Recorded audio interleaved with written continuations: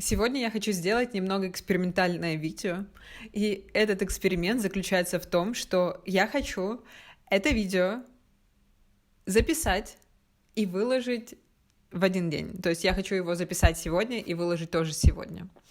Сегодня 17 ноября. Ну, если у меня не получится, то я просто вырежу этот момент, и все будет нормально, и все равно выложу. Но об этом никто не узнает.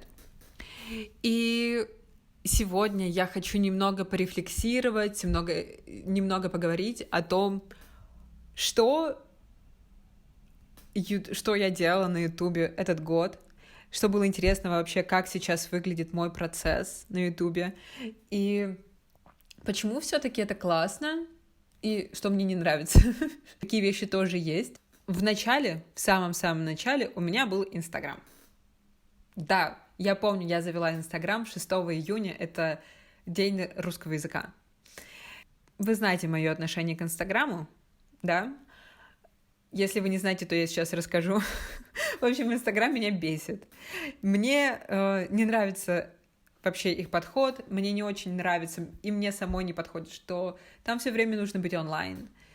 А я в Инстаграм захожу, может быть, 2 раза в неделю. Там нужно все время выкладывать какой-то контент, все время что-то делать, чтобы оставаться на плаву, чтобы тебя замечали. Может быть, вот если вы зайдете на мою страницу в Инстаграме, я выкладываю фотографии, может быть, раз в 3 месяца, и все. И в Инстаграме нужно постоянно общаться в личных сообщениях. Я как человек, которому сложно общаться много, я прямо чувствовала огромное давление. Мои друзья знают, если мне какой-нибудь написал мой друг, и я могу прочитать это сообщение и ответить через 2 дня, и это нормально. То есть в этом нет вообще ничего. Я просто так устроена. Просто вот я так функционирую. Поэтому мне было очень сложно вообще в этой социальной сети. И я всегда искала для себя какие-то новые платформы, какие-то новые возможности, что я вообще могу делать. А мне хотелось всегда, и мне хотелось чего-то большего. И это было только вопросом времени, когда я все-таки попробую записывать видео. И год назад я выложила свое первое видео про поход в музей. Тогда я была в Тбилиси, и мне нравилась вообще идея делать такие влоги, идти, например, куда-то и рассказывать, что происходит вокруг, какие предметы. И, по-моему, первые 3 моих видео это как раз влоги. То есть у меня есть видео про музей, который мне очень нравится до сих пор. У меня есть видео про «Готовим завтрак», которое я, по-моему, записывала 2 раза, если я не ошибаюсь. В общем, оно там прям плохо слышно, вообще не очень понятно, что происходит, но можете тоже посмотреть. И 3-е видео — это... тоже про кофе в Тбилиси. Вот это видео было вообще тоже прикольно, его было интересно снимать. Потом я попробовала делать видео просто разговорное, как сейчас, например. Я так рассказывала про Турцию, кажется, или нет, надо посмотреть. Так я рассказывала тоже про Грузию, я рассказывала про статистику о россиянах. И мне нравилось делать эти видео все, конечно, это было очень прикольно.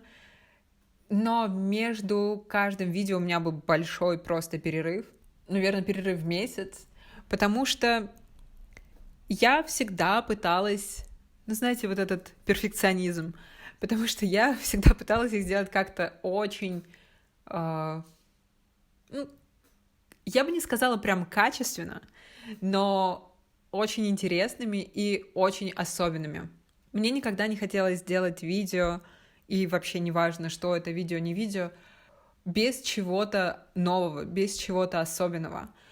Например, у меня есть видео про алфавит, и на Ютубе есть 25 000 видео про алфавит, русский алфавит, как его учить. Но потому что я сама дошла до этой идеи, каждую букву из каждой группы выделять своим цветом. Я не знаю, может быть, есть такие видео, я просто не видела. И именно потому, что я придумала что-то свое, что-то новое, мне захотелось сделать вот это видео. Даже на такую прямо очень-очень популярную тему. И это первая причина, почему так сложно для меня было, и, может быть, даже сейчас, делать новые видео. Потому что я хочу каждый раз, чтобы это что-то было особенное. Если человек смотрит это видео, это значит, что этого он больше нигде не найдет. Это значит, что вот, это оно только здесь. И с другой стороны, делать видео это очень долго. Угу. Я знаю, я все делаю достаточно медленно, но на одно видео у меня уходит около 20 часов. Может быть больше, может быть меньше. Например, у меня есть видео по 5 минут, наверное, и даже эти видео нужно делать прямо, не меньше 10 часов. Наверное, самое быстрое видео это было «Сейчас ответь мне на русском», но оно меньше минуты, и популярные кошачьи имена. И что я вообще вкладываю в эти 20 часов? Во-первых, это работа над сценариями, то есть я не говорю про идею. Идей вообще очень много. Если вы хотите стать ютубером, если вы хотите снимать видео, идей на самом деле огромное количество, и у меня просто гигантский список. У меня был список в Notion со всеми идеями, которые я хотела делать. Потом у меня сейчас есть огромный список в заметках тоже. Иногда это что-то просто приходит в голову, например, например, с теми же кошками, как зовут кошек на русском. Или, например, я узнала про сериал «Нулевой пациент», и поэтому мне прям очень захотелось рассказать про этот сериал, и еще про другие. Примерно так это получается. Иногда можно подсмотреть какие-нибудь идеи у других блогеров. Я стараюсь не смотреть, то есть я стараюсь не брать идеи точнее, не то, что стараюсь. В общем, я целенаправленно просто не беру идеи и те темы, которые я видела у других блогеров, которые снимают видео для изучающих русский язык. Просто потому что, я не знаю, мне кажется, я не хочу, чтобы они подумали, что я как-то у них ворую идеи, если они это увидят или кто-то увидит. В общем, мне кажется, что это, я не знаю, как-то не мой стиль. Но мне нравится смотреть разные видео разных ютуберов, которые снимают видео, например, для изучающих испанский или изучающих французский. Например, вот это видео с звонком я посмотрела одной девушки, которая снимает видео для изучающих испанский. Если мне нравится какая-то тема какого-то видео, то я просто сохраняю скриншот у себя в заметках, но я просто их сохраняю, и очень редко я потом их снимаю.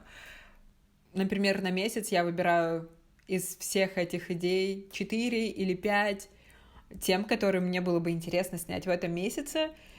И обычно, потому что мне кажется, что я не могу сказать что-то новое по какой-то теме, я это видео не снимаю, потом мне приходит внезапно какая-то новая идея, например, как сейчас, и я делаю это видео, и потом в итоге у меня выходит из 4-5 видео, которые я запланировала, около 2-3.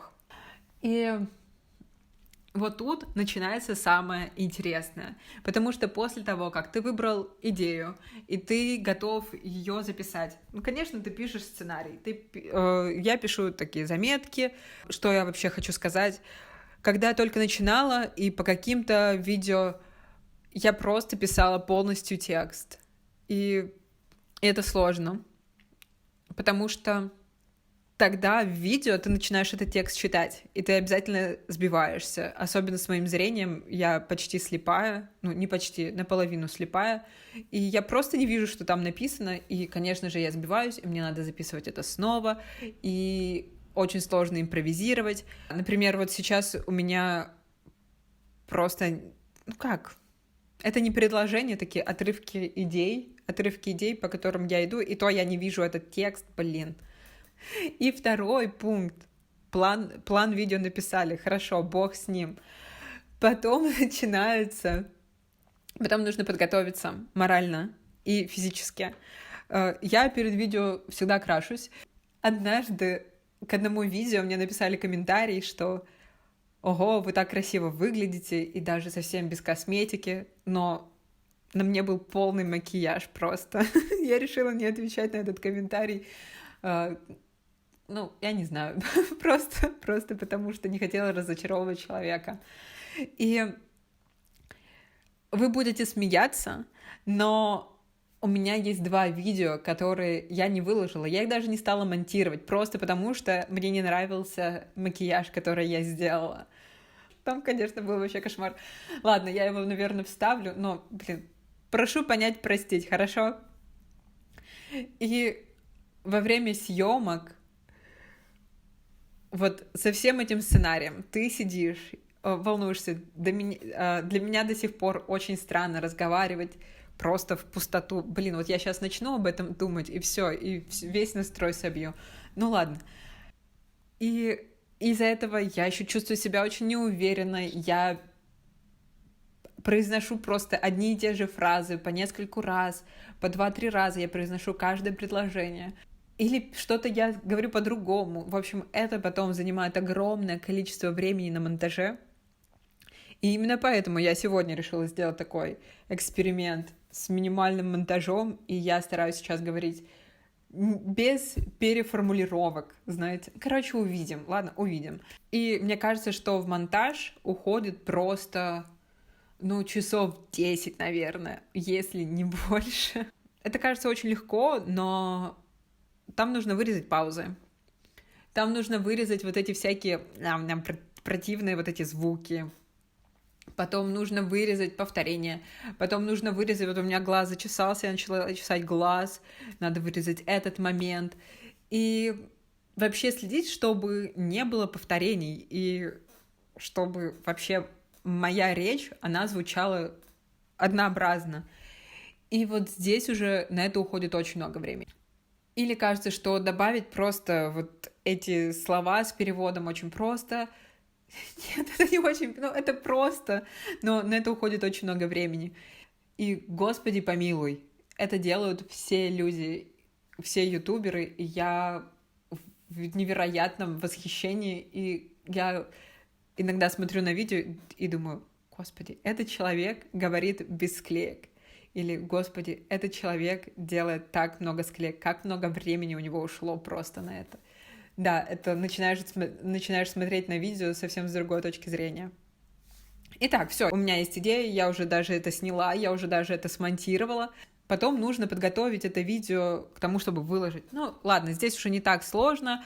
Просто делаешь обложку, просто пишешь описание видео, просто пишешь теги, просто добавляешь субтитры. Кстати, делать субтитры — это на самом деле тоже непросто. Это просто, но это не быстро, да, вот так.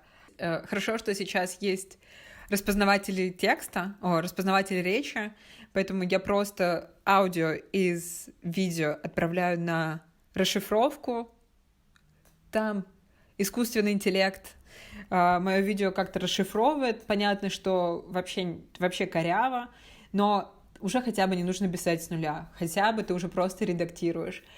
И потом ты это все переводишь и проверяешь перевод. Так что я думаю, что теперь понятно, почему одно видео занимает около 20 часов. И после того, как я выложила видео, мне просто нужно 2-3 дня отдохнуть. И это время я просто молюсь, потому что мои видео на русском, мои видео о русском языке, и YouTube считает, что, видимо, я живу в России, или, понятное дело, я жила в России. И он показывает мои видео, алгоритмы показывают мои видео в основном русскоговорящим людям, которые живут в России, в Украине, в Беларуси, в Казахстане. В И как бы в этом нет ничего смертельного. Я знаю, что мои друзья, что мои родственники, что мои родители смотрят мои видео из России, понятно, еще откуда. И, например, другие преподаватели. Кстати, если вы преподаватель русского языка, если вы тоже снимаете видео, если вы или, не знаю, записываете подкасты и что-нибудь еще, я буду рада просто познакомиться, я буду рада подружиться и пообщаться, может быть, что-нибудь сделаем вместе. Ну, в общем, добро пожаловать.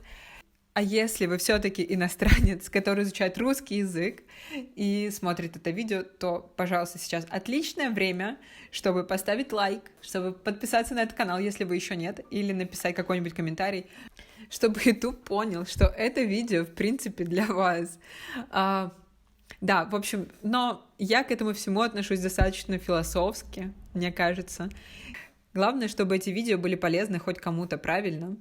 И даже если это не очень много человек, то это все равно такое комьюнити, это все равно такое сообщество.